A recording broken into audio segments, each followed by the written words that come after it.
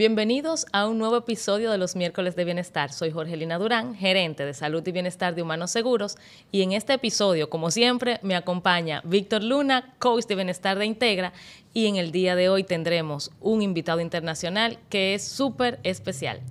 Así es, Jorgelina, bienvenidos a un nuevo episodio de los Miércoles de Bienestar de Humanos Seguros, y hoy tenemos algo muy especial para ustedes. Hoy estrenamos con una invitada internacional con la cual vamos a tratar un tema muy interesante, como todos los que traemos, y un poco delicado, vamos a decir. Aprovechando que estamos en el mes de la celebración de la prevención del cáncer de mama, estamos trayendo a Daniela Rojas, quien es psicooncóloga de profesión con especialidad en cuidados paliativos, entre otros títulos, y también es autora del libro Rayos y Centellas. Mi mamá tiene cáncer de mama.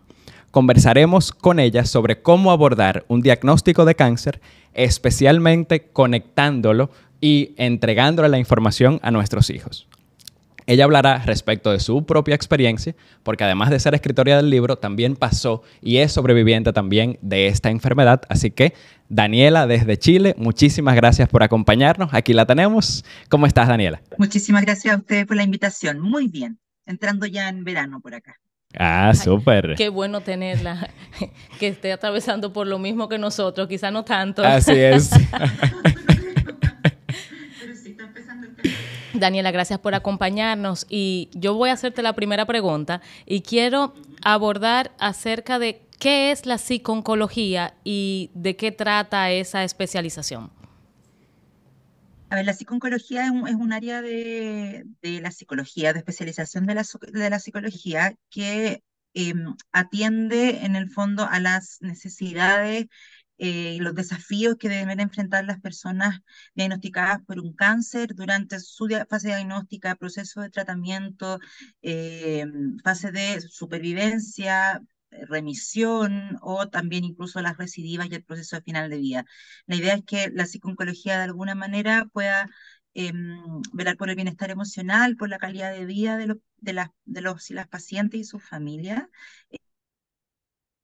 Pero también yo soy bien pos de que también trabajemos en la construcción de políticas públicas, en la elaboración de las campañas, que ahora en octubre vemos bastante, pero que nunca son asesoradas por psicólogos, ¿cierto? Y la posibilidad de educar y psicoeducar a la comunidad. Wow, súper interesante. Valioso. Y la verdad es que, Daniela, pues mis respetos para ti, para esa profesión que definitivamente es súper interesante. Y la verdad es que quisiera aprovechar esta conversación y preguntarte la pregunta que le hice a nuestros invitados del episodio anterior. Tratábamos con el doctor Oyer y tratábamos con Lili López, quien es sobreviviente de cáncer de mama. Y una de las preguntas que le hice fue, ¿qué lecciones te ha dejado enfrentar el cáncer de mama? Y quiero hacerte la misma pregunta para iniciar este episodio. Ay, yo creo que voy a tener una respuesta que probablemente no les han dado y que no esperan. Yo creo que las mayores lecciones que yo he obtenido del cáncer de mama no lo he obtenido del cáncer de mama en sí, sino de mis pacientes. Y una de las cosas que probablemente he aprendido también es que el cáncer no necesariamente te tiene que dejar una lección. Eh, yo creo que la única enfermedad probablemente que se le exige a las personas que la pasan de que tú encuentres un sentido o tengas la lección que el cáncer te vino a enseñar es al cáncer. A ninguna patología probablemente se le pide eso, ¿no? Alguien que pasa por una diabetes, alguien que pasa por una hepatitis, y nadie le pregunta qué aprendió de la enfermedad. Sin embargo, en el cáncer sí, y eso termina por ser una exigencia más que algo que finalmente te ayuda a elaborar la experiencia de enfermedad. Si tú como paciente encuentras que tiene un sentido maravilloso, pero se está volviendo una exigencia para las pacientes el encontrar la elección oculta a la enfermedad, que en realidad no tiene por qué tenerla. Comprendo y me conecto contigo en ese sentido, porque definitivamente no nos preguntan cuando tenemos una gripe qué aprendimos de la gripe, aunque de pronto pudiera haber alguna lección de que me tengo que proteger mejor o me tengo que cuidar más o algo por el estilo, pero no necesariamente. Entonces, desde ese aspecto, pues definitivamente conecto contigo en lo que nos traes. Claro. Y bueno, algo que a mí me pareció un poco paradójico, y quiero hacerte la pregunta porque, Daniela, tú pasaste de brindar soporte y Sí. apoyo a personas que padecen esa enfermedad a padecerla tú. Entonces, me gustaría saber qué tan impactante fue ese cambio en tu vida y qué fue sentirte estar del lado del paciente. Mm. A ver, a mí me diagnosticaron de cáncer de mama cuando yo ya llevaba 20 años trabajando en cáncer. Yo además era directora de una fundación, una institución sin fines de lucro que atendía a mujeres con cáncer de mama y en la cual trabajé también más de 20 años. Em, entonces, cuando finalmente me diagnostican de cáncer de mama, claro, era un poco paradójico, era algo como, ¿y justo de mama? Entre un poco, entre una risa media nerviosa y era como de verdad, pero lo que sí nunca me pasó es como la sorpresa del desconcierto de decir cómo me pasó esto a mí. eh, Eso no me pasó. Yo tenía claro y siempre tuve claro que era algo que me podía pasar, que era algo que le podía pasar a los míos, eh, que nadie tiene nada especial en por qué te pasa o no te pase, digamos, ¿no? Entonces, no me extrañó por ese lado, pero sí era como, en Chile hablamos como del colmo de los colmos, así como el colmo de una psicóloga con cáncer de mama, de cáncer de mama, que le dé cáncer de mama. Y en ese sentido sí fue una experiencia evidentemente difícil, no fue una experiencia sencilla, ni mucho menos, pero no hubo nada, y yo lo he comentado las veces que me lo han preguntado, no hubo nada que me sorprendiera demasiado, no hubo ningún paraje de este tránsito que me fuera tan distinto y que yo dijera, oh, esto es lo que viven mis pacientes y yo no lo había visto. Yo siento que siempre lo vi, mis pacientes siempre me lo enseñaron, siempre me lo mostraron. Como les decía, llevo más de 20 años acompañando a mujeres con cáncer de mama, bueno, y con personas con cáncer en general, y siento que ellas me marcaron el camino. Yo sabía lo que estaba pasando, sabía lo que iba a pasar cuando a nivel de tratamiento, a nivel de sensación emocional. Muchas personas me dijeron que distinto debe ser, ¿no? Cómo pasar por la situación. Y evidentemente que hay matices, pero nada me pareció tan extraño. Y por eso siempre siento que lo que aprendí con mis pacientes fue lo que me ayudó a mí a transitar por la enfermedad y no al revés, ¿no? Y la verdad es que me causa curiosidad cuando hablas de matices, porque definitivamente, y eso lo convierto en una pregunta, no sé si ha habido, a partir de tu diagnóstico, ha habido algún abordaje distinto desde tu experiencia con relación a tu vivencia. Duraste 20 años trabajando como psicóloga, te toca, y a partir de ahí, ¿cambió algo en tu abordaje? O cuéntame un poquito sobre esos matices que me comentas. Sabes que yo creo que curiosamente, o sea, como contraintuitivo o contrario a lo que uno podría pensar, yo no siento que haya cambiado mi forma de ser psicóloga o de hacer terapia o de acompañar. Em, Como les decía antes, este fue un pasaje en mi vida que, que me ayudaron, sin quererlo ellas, por supuesto, que me ayudaron mis pacientes a transitar de a lo mejor de una manera distinta y más consciente, más tranquila también. Eh, y ya cuando terminó ese proceso, volví a lo que ya estaba haciendo, que era seguir atendiendo a mis pacientes, pero sí yo creo que para muchas de ellas fue distinto. O sea, en dos líneas, ¿no? Uno fue el contarle a mis pacientes en ese minuto que estaba pasando por un cáncer de mama, que no alcancé a contarle a muchos pacientes porque todo es súper rápido y las personas que han pasado por esto lo sabrán de que es muy vertiginoso entre que te diagnostican, te tienen que hacer o sea, hay sospecha, la biopsia, después el inicio de los tratamientos, que te tienes que operar, todo fue muy rápido y hubo pacientes que no les alcancé a contar. Además estábamos en pandemia, entonces muchos los estaba viendo online, pero hay algunos que sí les alcancé a contar y ese proceso fue distinto y fue duro porque por eso sí que no había transitado nunca y eso no está probablemente en ningún libro, ¿no? El cómo contarle a tus pacientes que están diagnosticadas de lo mismo que tú y por lo cual tú las estás tratando, que te está pasando eso a ti hoy día, ¿sí? y ahí pasaron cosas muy bonitas, en el fondo, eh, desde pacientes que me querían abrazar y no me podían abrazar porque estábamos en pandemia, entonces con las mascarillas y como que estábamos sentados y me abrazaban las piernas, me decía, ¿cómo te apoyo yo ahora? Y yo tranquila, en el fondo se volvió un tema muy humano antes que esta relación, a pesar de que yo sí suelo tener una relación muy cercana con mis pacientes, pero más que esta relación terapeuta-paciente. Perdón, y además de eso, lo que viene después es las pacientes nuevas que llegan, ¿cierto? Y que se enteran, esto es algo que yo no lo he ocultado nunca, no lo hablo siempre, todas mis charlas y todas mis conferencias que yo doy, lo hago desde mi rol profesional más que de paciente. Eh, pero se han enterado porque en un par de entrevistas me han preguntado y yo lo he dicho. eh, y para esas pacientes yo creo que tiene un valor adicional. Para esas mujeres que llegan conmigo y que saben que yo pasé por el cáncer de mama, para muchas tiene un valor adicional que yo haya pasado por la experiencia y que ellas tengan la sensación de que yo tengo un conocimiento o una empatía distinta por haber sido paciente.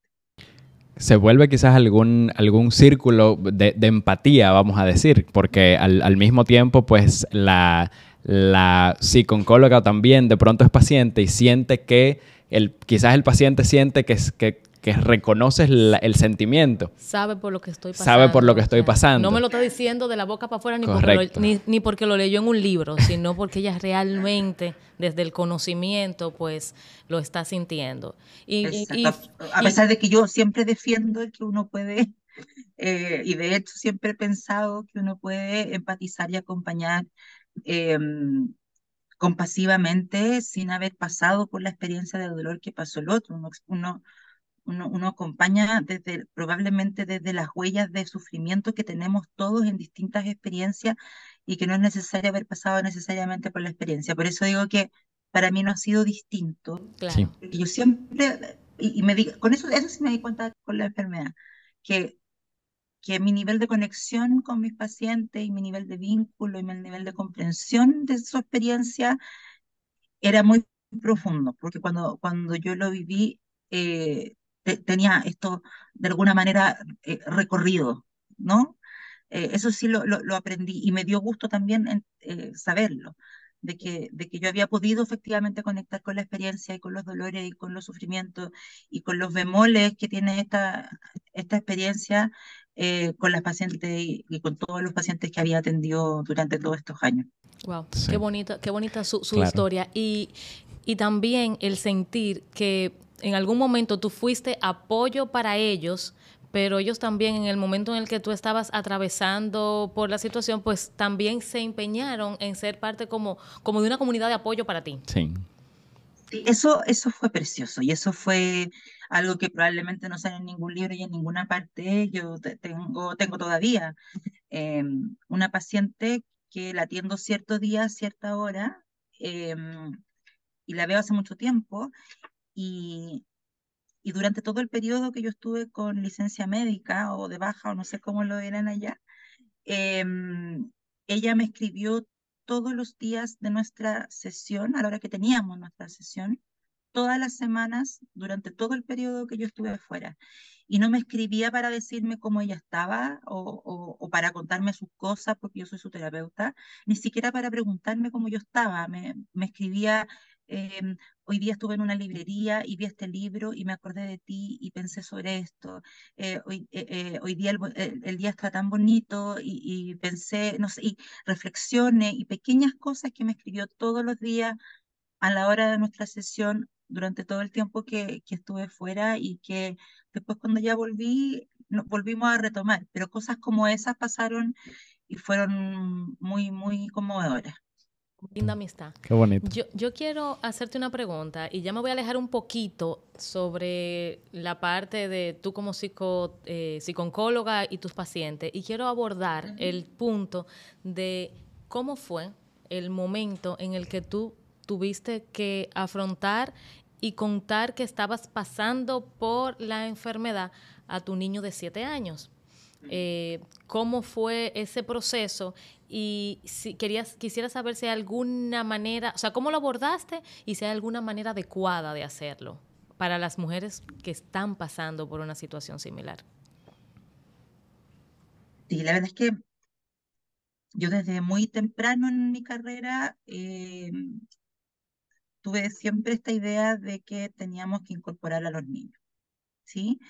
Y en muchos equipos que trabajé me seguían esta locura, sobre todo hace 20 años, que era que cuando llegaban los pacientes al control médico y generalmente los niños quedaban afuera, metamos a los niños y les decía a los médicos, por favor explíquenle, y a las médicas, explíquenle también al niño lo que estamos hablando, dibújenle, porque si no, o sea, el niño, tenemos todo el discurso de que cuando alguien se enferma de cáncer nos enfermamos todos, pero no, el niño hay que dejarlo, ¿cierto? Hoy vamos a hacer dos visitas a las casas, ¿cierto? El niño fuera de la habitación. Y yo siempre trabajé el tema de integrar a los niños, trabajé mucho y he trabajado mucho con los hijos de las pacientes y de los pacientes, incluso aquellos que están en proceso de fin de vida y con posterioridad a la muerte de alguno de sus padres o de sus abuelos, etcétera. Hice muchas charlas para niños. Nosotros en el lugar donde yo trabajaba, ¿cierto? En la fundación, hacíamos un taller exclusivo para niños sobre qué es lo que era el cáncer, cuáles eran los tratamientos que hacía la quimioterapia, con las palabras, sin eufemismo, sin metáfora, lo más concreto posible, hablando qué le pasaba a la mamá, qué les podía pasar a ellos emocionalmente, etcétera. Entonces era un tema que yo había trabajado mucho eh, y, y cuando me tocó decirle a mi hijo, la decisión más pasaba por cuándo se lo decimos, más que Más que si se lo decimos o no. decidimos, más que le decimos o no, siempre supimos, y hablo nosotros con mi marido, ¿cierto? ¿No? Porque cuando a mí me diagnosticaron, o sea, cuando me hicieron la eco y la mamografía, la doctora me dijo, tenemos 90% de probabilidades que esto sea cáncer, y yo dije, ya, esto es cáncer, o sea, no empecé así como que esté en el 10%, no, yo ya dije, ya, esta cuestión es cáncer, pero les contamos al tiro, no, mejor tener la confirmación. Entonces, cuando ya tuve la confirmación de la biopsia, dijimos, ya, ¿le contamos? Sí, le contamos. Y le contamos al tiro antes de que me operaran, antes de que me hicieran cualquier tratamiento, le contamos. Mi hijo tenía una familiaridad también con la enfermedad, porque desde que estaba en mi guata, de que yo estaba embarazada, ¿cierto? Que íbamos a las corridas del cáncer de mama, él fue todos los años de su vida fue a la corrida del cáncer de mama. Él sabía que yo trabajaba con mujeres con cáncer de mama, entonces lo que me tocó decirle fue, hijo, me hicieron un examen y tengo cáncer de mama. Eh, y le expliqué lo más concreto posible. Eh, Me acuerdo que él estaba con un pijama, una polera que tenía lunares, y de hecho eso sale en el libro del que vamos a hablar después. Y yo le digo, ¿ves este puntito, este lunar que tiene tu polera, tu camiseta? Sí, de ese porte es la pelotita o el tumor que me encontraron. ¿Sí? Y me van a hacer esto, me van a operar, me lo van a sacar. Y él estaba así como un poco inquieto, me preguntó un par de cosas y no pasó nada más. Y después al cabo de algunos días ya empezó como a expresar cuáles eran sus temores y qué pensaba al respecto y qué sé yo. Pero todo eso se dio gracias y se da gracias, y por eso la recomendación es siempre hablarlo con los niños, a que hay un espacio donde a los niños se los considera, ¿cierto? Donde se les informa de manera apropiada para su edad y se abre la posibilidad de que puedan expresar sus emociones al igual que nosotros podíamos expresar las nuestras. Valioso. O sea que la recomendación es involucrarlo en todo momento. La recomendación es involucrarlo en todo momento. Sí, esa ha sido siempre mi posición desde lo profesional, eh, ratificado en el punto con mi experiencia personal, pero la recomendación es incluirlo porque los niños, primero, son sujetos de derecho, no, esto que nosotros decimos los niños son el futuro, no, los niños son sujetos y son personas hoy. ven cosas, se enteran de cosas, la cantidad de fuentes de información que tienen hoy día los niños son infinitas. Entonces la probabilidad de que hayan como develaciones accidentales del diagnóstico, que a alguien se le salió, que alguien dijo la palabra cáncer, que leyeron un examen, que escucharon algo por teléfono, son muy altas y el riesgo de que se enteren solos, que busquen solos la información, que lo cuenten en el colegio, ni que alguien les diga, ay, mi tía falleció de eso, murió de eso, eh, también son altas. Entonces, es importante que ellos se sientan involucrados y no marginados de lo que está pasando en la familia, que puedan hacer todas las preguntas que quieran y que puedan expresar todos sus temores en un ambiente contenido y protegido en el fondo. Y Claro, ellos no van a recibir información más cuidada y con más amor que de sus propios padres. definitivamente. Exactamente, exactamente. Y por eso también además hay que involucrar a las comunidades. En el fondo, nosotros hicimos esto que le explicamos. Esto no es un hito aislado, eso también es otra cosa importante. No se trata de que tuvimos una conversación de esto y no hablamos nunca más del tema, ¿no? O sea, yo iba monitoreando, cada 2 o 3 días le preguntaba, hijito, ¿cómo estás con esto? ¿Vamos bien? ¿Tienes alguna pregunta? Después lo siguiente fue conversarlo en su colegio, en su escuela. Yo avisé a todos los apoderados porque él podía llegar hablando de esto a sus compañeros, entonces para que ellos también pudieran hablarlo con sus hijos, le avisar a los profesores, para que estuvieran atentos a si pasaba algo. En el fondo que a mis vecinos, a la gente que vive conmigo en el lugar donde vivo, que también sus hijos son amigos de mi hijo, o sea, en el fondo que todos estuviéramos súper enterados y muy alineados en qué íbamos a decir, en qué íbamos a responder y en cómo también educar a los niños en esto, ¿no? Que en este caso me estaba pasando a mí, pero que no podía pasar y que le va a pasar a muchas más mujeres de nuestra misma comunidad. O sea que Así lo es. saludable en estas situaciones es hablarlo abiertamente. Sí. Involucrar al entorno, porque al final del día Claro. el entorno influye en lo que está sucediendo alrededor del niño. Entonces el entorno también tiene que estar involucrado respecto y tener y manejar toda la información. Exacto, Sí. Y exacto. Daniela, quiero entender si tu dinámica familiar, a partir de este diagnóstico, a partir de que lo develas a tu hijo, si se mantuvo la dinámica familiar o si de pronto cambia algo en esta propia dinámica familiar. ¿Hay una normalidad que se continúa o se desarrolla una nueva normalidad a partir de esta situación? Yo creo que hay una normalidad que se mantiene, pero que cambia de colores. Hay momentos que son más duros, hay momentos que son más difíciles, pero de alguna manera lo que nos pasó a nosotros como familia, les hablo como de la dinámica familiar en la familia con cáncer, puede que sea algo distinto, ¿cierto? Todas las familias son distintas, pero a nosotros nos pasó de que nuestra forma de vivir, nuestra forma de hacer las cosas, nuestra forma de vincularnos fue más o menos similar,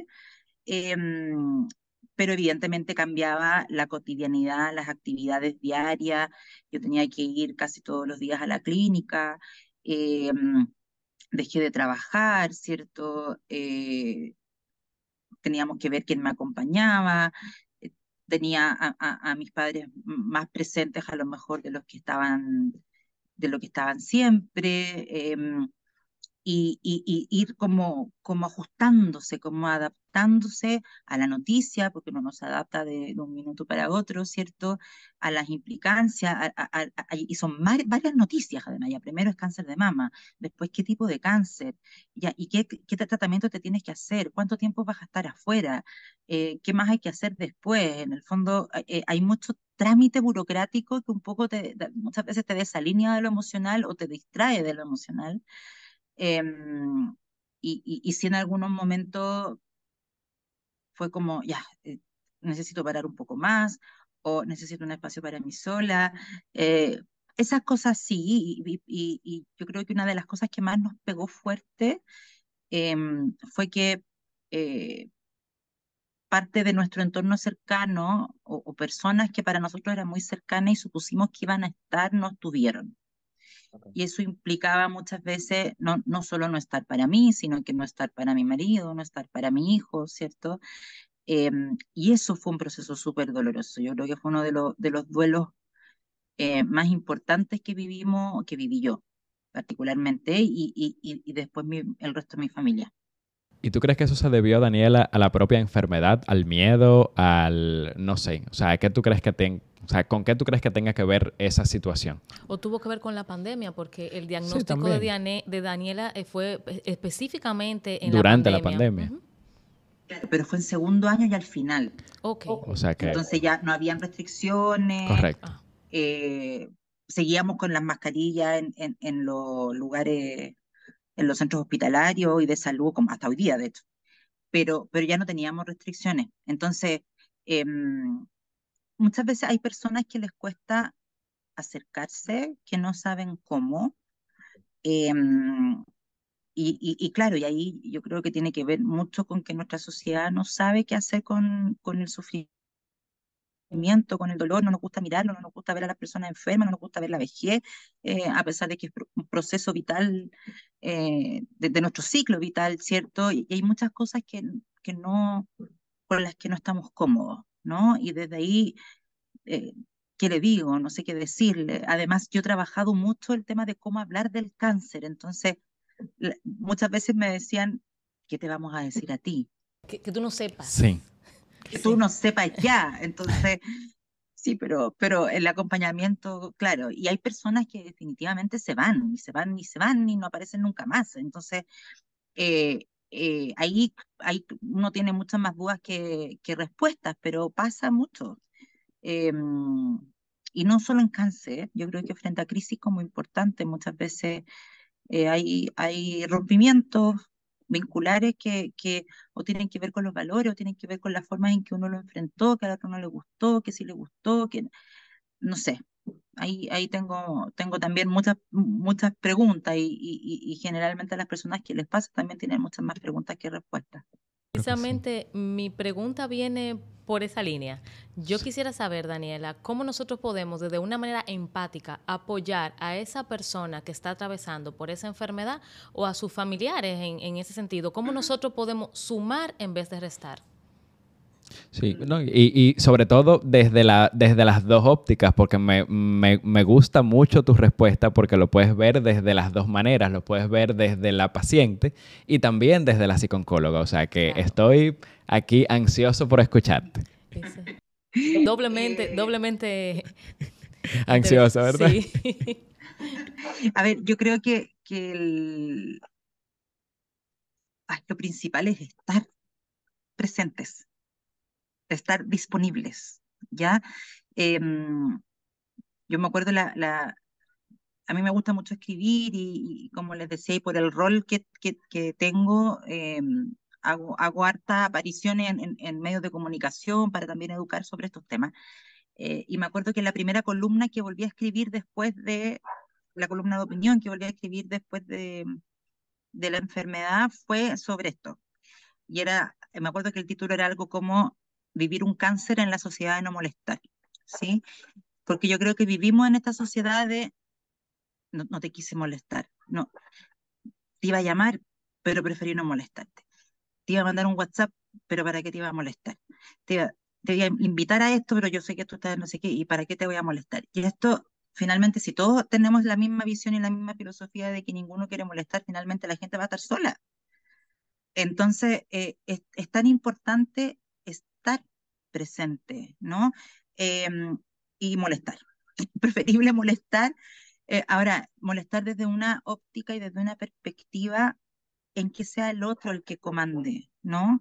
En que sea la persona que lo necesita el que te diga qué es lo que necesita y no vengas tú, que es una cosa que uno suele hacer, a decirle al otro cómo tiene que vivir lo que está viviendo, qué es lo que tiene que hacer, qué actitud tiene que tomar, y múltiples recomendaciones que a esa persona le pueden estar llegando como por 100 canales distintos y que suele ser muy abrumador en cáncer, ¿no? Pero si seguimos considerando que el sufrimiento tiene que ver con la esfera privada de las personas y no tiene que ver con la comunidad de la que somos parte, vamos a seguir eh, aislándonos y vamos a seguir viviendo muchos de nuestros sufrimientos y nuestros pesares en absoluta soledad. Sí. Yo Y creo que no es solo no es solo un deseo, no es solo una ganas de acompañamiento, no es solo la empatía. Yo siento que tenemos un deber con el que sufre, sobre todo si tenemos un vínculo además con esa persona, ¿no? Entonces, poder preguntarle al otro qué es lo que tú necesitas en vez de tener un pool de frases hechas de, mira, no, si con el cáncer de mama no pasa nada, si hoy día toda la gente se enferma de cáncer y todo el mundo se sana, oye, tienes que estar súper positivo, tú tienes que pelear contra esto, tienes que luchar y tienes que pensar positivo todo el día y no vayas a llorar, no se te ocurra llorar porque te van a bajar las defensas y el cáncer se va a ramificar y no puedes tener miedo y no vayas a pensar en la muerte porque si piensas en la muerte la vas a llamar. La cantidad de cosas que se le dicen a los pacientes son tremendas, pero pocas veces se les dice qué necesitas de mí hoy, ¿no? Porque a lo mejor mañana puedo necesitar otra cosa. Para estar disponibles emocionalmente, alguien que tolere que yo le hable de la muerte. ¿Sabes que tengo miedo de morirme? Sin que me digan, no pienses en eso, ¿cómo se te ocurre? Que podamos hablarlo, ¿no? Que podamos hablar de mi dolor, que podamos hablar de que me siento solo, que me siento sola, que los pacientes tengan la posibilidad de que el otro sea capaz de sostener conversaciones difíciles, que pueda aguantar que yo llore. Y que también nos podamos reír y que podamos disfrutar, y etcétera. Y otra cosa que a mí me parece fundamental, que también no muchas veces se valora como tal, es la ayuda logística, ¿sí? Ayuda logística, por ejemplo, es muy común que a uno le digan, si tú necesitas algo, por favor dime, ¿sí? Y uno no va a ir, uno te está en otra, viviendo mil cosas, uno tampoco se atreve a, oye, ¿sabes que ahora sí necesito algo? ¿Tú podrías, por favor? No, yo creo que uno tiene que ir con ayuda concreta hacia el otro. Voy saliendo al supermercado, ¿qué te traigo? ok. Ya. ¿Sí? ¿Sabes qué? Yo voy a llevar a mis niños al parque. ¿Quieres que me lleve a los tuyos? Los saco. ¿Necesitas que descansar? Eh, no sé, te voy a hacer el aseo. Te voy a, te quiero regalar algo. Y en vez de mandar un ramo de flores, preciosas las flores, fantástico, me encantan las flores, pero si uno puede a lo mejor, mira, si es que le voy a pagar a alguien un día para que te vaya a ayudar o haga contigo las cosas, o ayuda logística. Yo te puedo llevar al tratamiento. Si nadie te puede llevar, yo te llevo. Por ejemplo, en mi caso, yo podía manejar, ¿sí? Yo podía manejar de ida y podía manejar de vuelta, pero qué distinto era ir con alguien que efectivamente te podía acompañar y que te podía, y que después te va a tomar un café y etcétera, ¿no? Pero ese apoyo organizacional, logístico, que tiene que ver como con estas dinámicas que hablábamos que cambian muchas veces por la organización de la familia y del día a día, es fundamental. Sí. Me llevo esos 4 pilares, podría decir así. Se necesita escucha activa de las personas que están alrededor tuyo, o sea, que estén Presencia. presentes y dispuestos a apoyarte, a saber qué tú necesitas, que te brinden ayuda logística, Sí. es importante. Sí, definitivamente. Yo añadiría a esa lista también, y es algo que la verdad es que tenemos que quizás escuchar entre líneas, porque si bien es cierto que le preguntamos, te preguntan qué necesitas, y muchas veces ni siquiera sabemos lo que necesitamos en ese tipo de circunstancias, entiendo, y solamente pues necesitamos estar, como tú dices, estar presentes y esperar que se desenvuelva la emoción, porque no se ha desenvuelto, no se ha destapado completamente, pienso yo. Sí. Me parece que también eso, desde ese lugar, pues me pongo y trato de ser empático con esa situación en ese momento, porque frente a la muerte también, cuando se muere un familiar quizás, no siempre sabemos tampoco qué decir, ni cómo decirlo, ni si llegar o no llegar.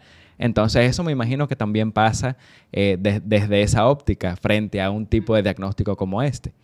Entonces, yo la verdad es que también pues me voy a mover un poquito del lugar, haciendo honor al tiempo que tenemos aquí, y eh, quiero reconocer esa idea de escribir el libro de rayos y centellas, mi mamá tiene cáncer de mama. La verdad es que a mí me pareció fabulosa la idea porque conectamos con algo que nunca pensamos que vamos a necesitar.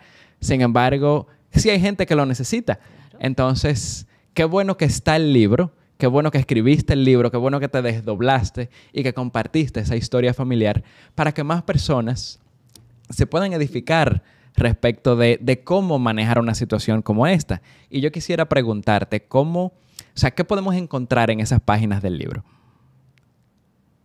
Es un libro hermoso, viene de cerca, pero es un libro hermoso. Em, y curiosamente, es un libro que yo tenía como proyecto antes del cáncer. ¿Sí?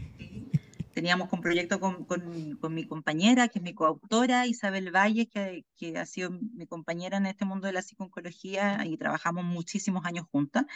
Y ya habíamos escrito otros materiales, tenemos otros materiales, de hecho incluso gratuitos para mujeres con cáncer de mama, donde hablábamos de sexualidad de pareja, de cómo hablar con los niños, teníamos otros materiales para cáncer en general, también enfocando las mismas problemáticas, y teníamos la idea de hacer este cuento, de hacer un material para los niños. Y como teníamos muchos otros proyectos en realidad, pero lo teníamos presente. Entonces, finalmente cuando a mí me pasa esto y ya al cabo de un rato dijimos, tenemos que hacerlo.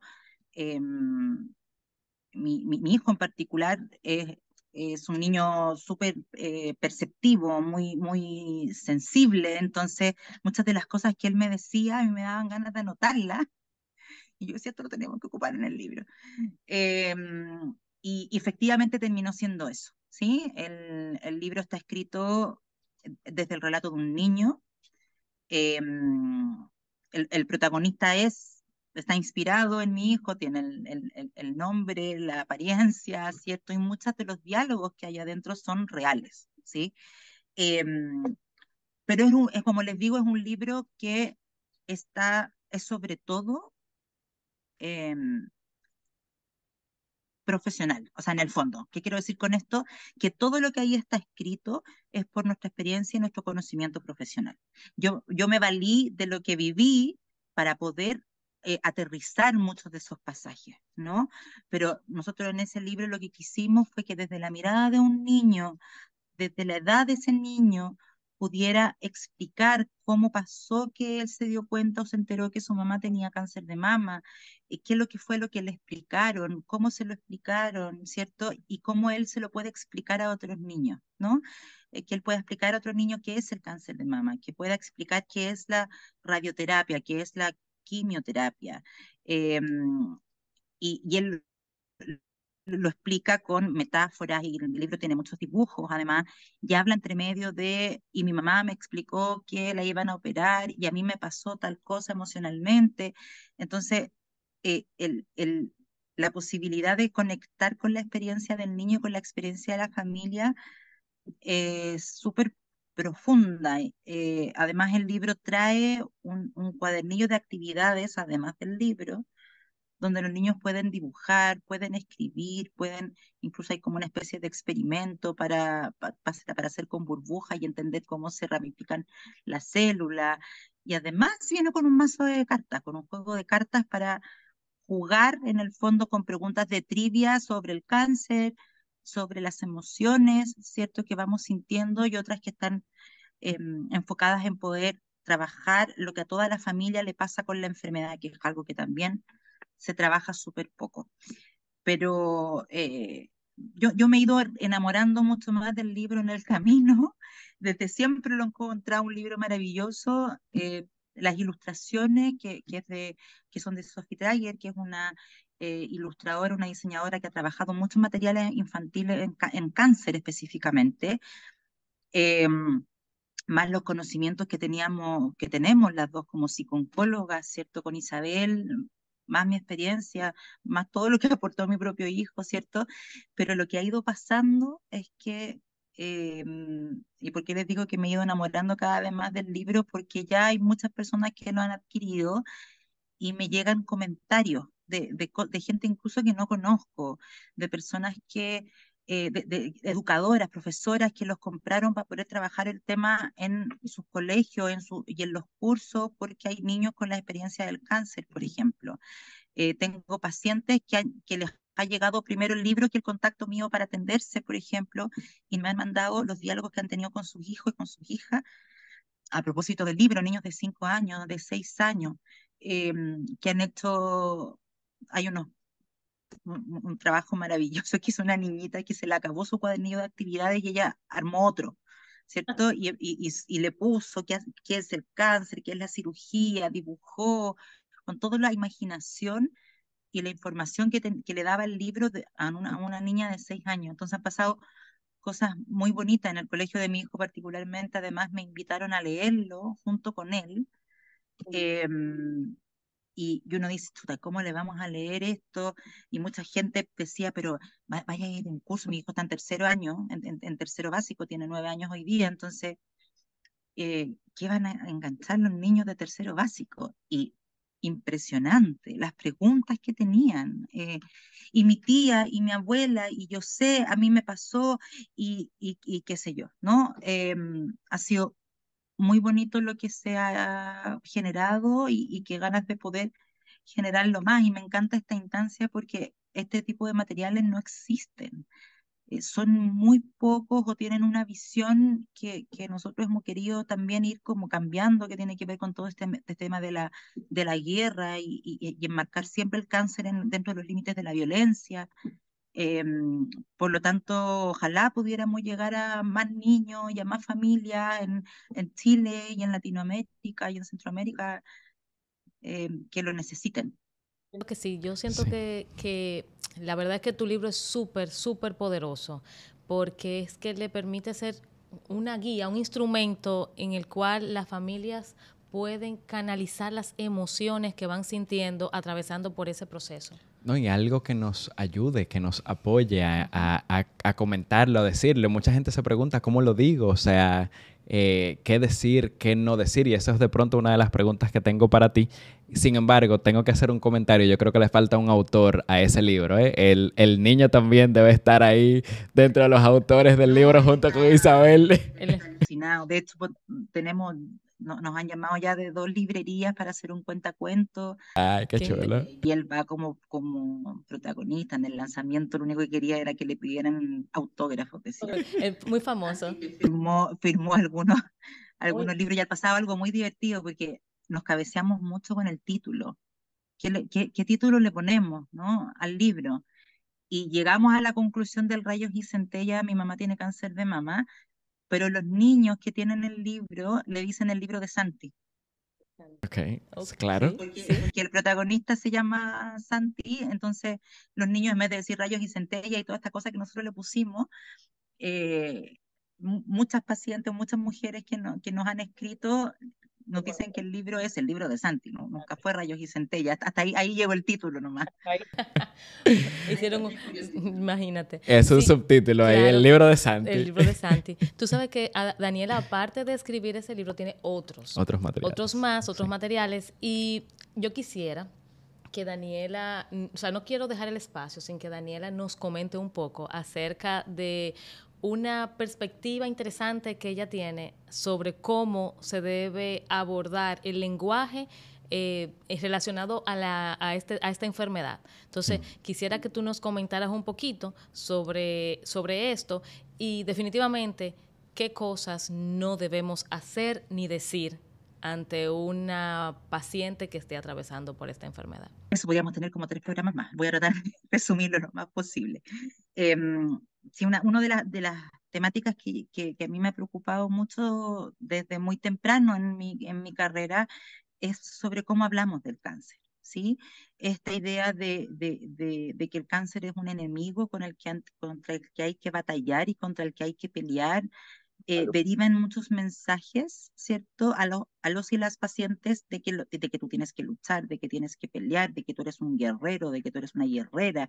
Se habla del mes de la lucha contra el cáncer de mama eh, y, y de la guerra, ¿no? Y eso es muy curioso porque todos estamos y todos nos declaramos frente a un conflicto bélico, frente a atentados terroristas, etcétera. Nos ponemos cintas negras en nuestros perfiles y en nuestros avatares y estamos viviendo hoy día un conflicto sociopolítico tremendo y estamos todos súper conmovidos, ¿no? Pero a la hora de hablar de salud y a la hora de querer aplaudir incluso a alguien, decimos que es un guerrero, una guerrera, etcétera. Em, y esto ha sido, ni siquiera son palabras, ni siquiera es una forma de hablar, esto es un paradigma. Entendemos el cáncer desde ese lugar. Y eso implica además una serie de supuestos como que la persona va a sanarse según su actitud. Y endosamos y ponemos sobre los hombros de los y las pacientes la responsabilidad de su curación. Y con eso además estamos diciendo que quien se cura lo hizo porque, o sea, si se curó porque lo hizo bien, y asumimos que quien no se cura entonces perdió, lo hizo mal, no luchó lo suficiente. Sí. En el fondo responsabilizamos, incluso culpabilizamos a las personas que tienen cáncer o por haber enfermado, ¿cierto? Porque está esta creencia que no tienen respaldo científico alguno, ¿cierto? De que duelos no elaborados, una manera de gestionar las emociones, de que reprimiste la pena, de que no sé qué, te hizo que te enfermaras y que además el no tener una actitud de lucha, de fuerza, de estoicismo, etcétera, puede haber hecho que tú recayeras o que incluso murieras por la enfermedad. Entonces, la idea es sacar todo este halo, todo este discurso hegemónico en torno al cáncer para poder enfrentar el cáncer desde lo que es, ¿cierto? Desde lo que es una enfermedad, devolverle su estatus de enfermedad, eh, entender que no es culpa de los pacientes, ¿cierto? Si se agravan o no se agravan, que no tiene que ver con su actitud y que el bienestar de los pacientes no importa porque va a ser que el cáncer se vaya o regrese. El bienestar de los y las pacientes importa porque importan en sí mismos, porque importan ellos y ellas, porque incluso las personas que están en proceso de fin de vida también necesitan y merecen bienestar y merecen calidad de vida, porque la calidad de vida es un valor en sí, no porque eso vaya a hacer que vayas a vivir más, vayas a vivir menos, hay visiones muy utilitaristas también. Y esta idea de que el cáncer tiene además que enseñarte cosas. Tú tienes que convertirte en una mejor persona por haber tenido cáncer y tienes que ser un ejemplo para el resto. Y todos esperan que si tú tuviste cáncer y te mejoraste, entonces seas un ejemplo de fortaleza o de algo. ¿Sí? ¿Y por qué? Uno no tiene que ser el ejemplo de nada, uno sigue siendo uno y si uno quiere compartir su experiencia y siente que puede ayudar a alguien, fantástico, pero si no, no pasa nada, ¿no? Pero existen estas ideas y esta idea de que hay una lección oculta, y esta es una visión muy neoliberal de nuestra sociedad de que hasta el sufrimiento tiene que ser productivo. O sea, si ya vas a sufrir, entonces aprende algo y enséñaselo al resto además, ¿no? Entonces, poder ir resignificando, ir teniendo una visión más compasiva en términos no de lástima, que muchas veces confundimos los conceptos, compasiva de acompañar al otro y de ir en el auxilio del otro vulnerable para que pueda volver a retomar su proyecto de vida, aun cuando ese proyecto de vida tenga esa vida tenga un límite acotado por una enfermedad muy grave o a pesar de que nos queden muchísimos años o nunca lo sabemos, pero es tener esa visión. Entonces, dejar de hablar de la lucha, dejar de hablar de la guerra, dejar de hablar de que esto es una batalla, dejar de pensar de que el cáncer es una enfermedad que pareciera que tuviera conciencia y voluntad y que te va a atacar a ti porque eres tú.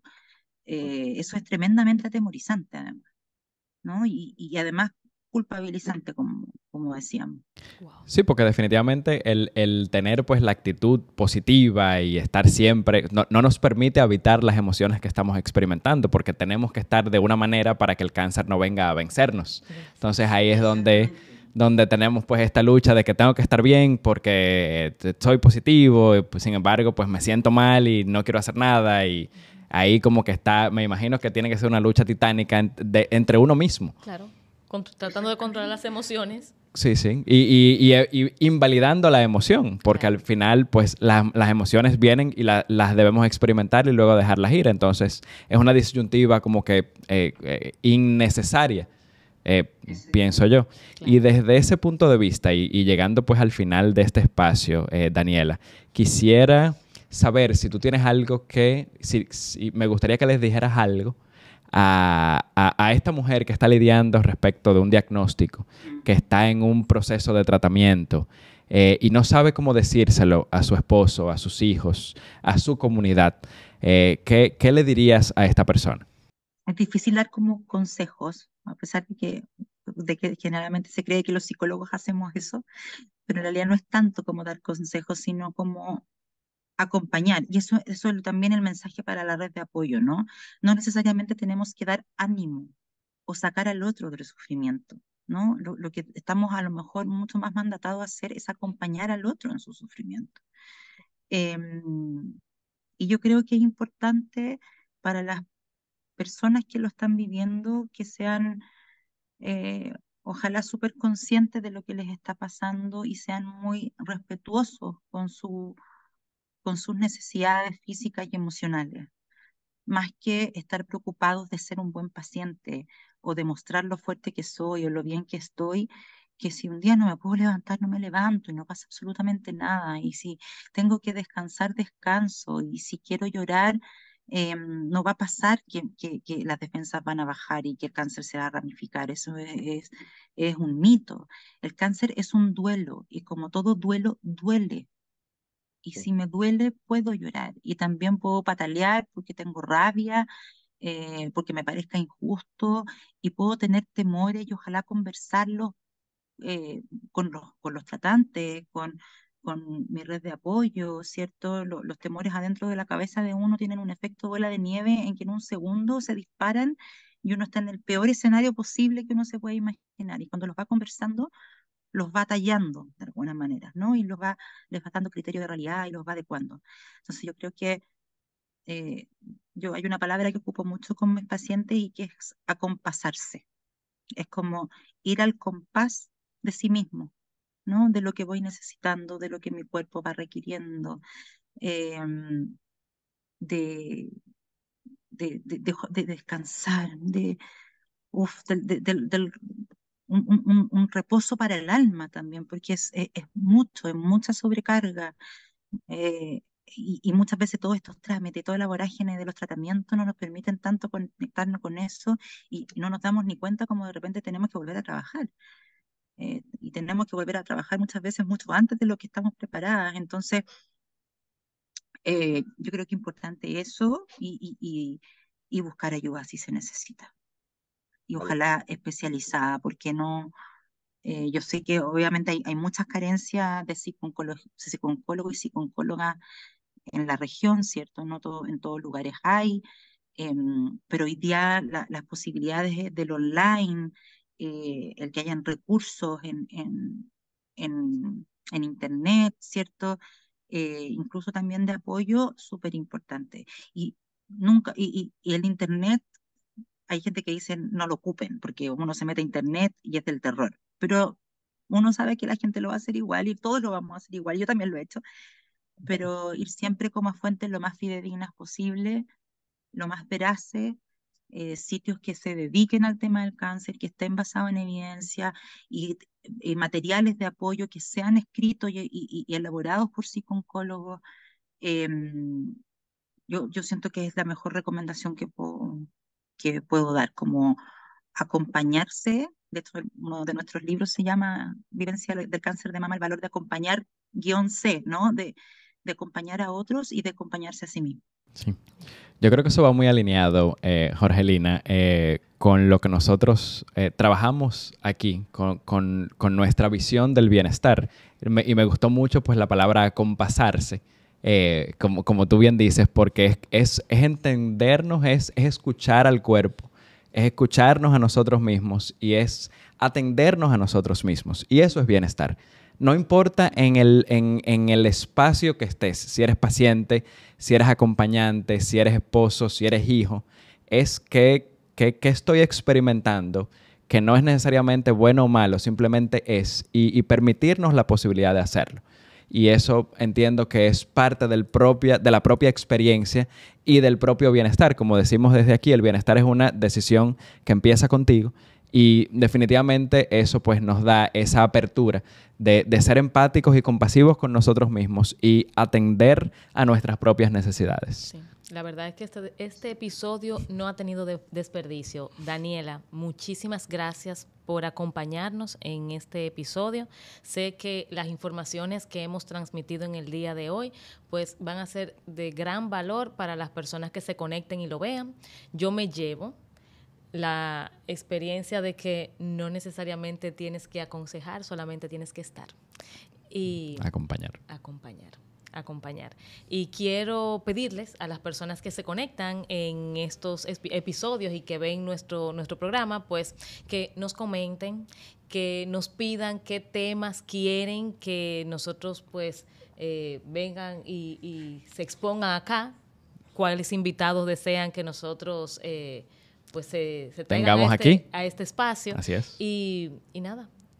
No, y esperemos sorpresas. Ya le prometimos a Daniela y me comprometo aquí en público a que en algún momento pues la vamos a tener en vivo en este escenario y en otros escenarios para seguir regando la voz respecto de la psico-oncología, respecto de rayos y centellas. Mi mamá tiene cáncer de mama porque entendemos que es un momento que se debe de divulgar porque muchas personas no tienen la herramienta. Así que muchísimas gracias, Daniela, por crearla. Muchísimas gracias por acompañar, aunque no estés, acompañar a estas personas que están pasando por este tipo de situaciones y esperamos pues tenerte pronto aquí con nosotros en este espacio y en más espacios aquí en la República Dominicana. Solamente me resta decir que el bienestar es una decisión que empieza con cada uno de nosotros.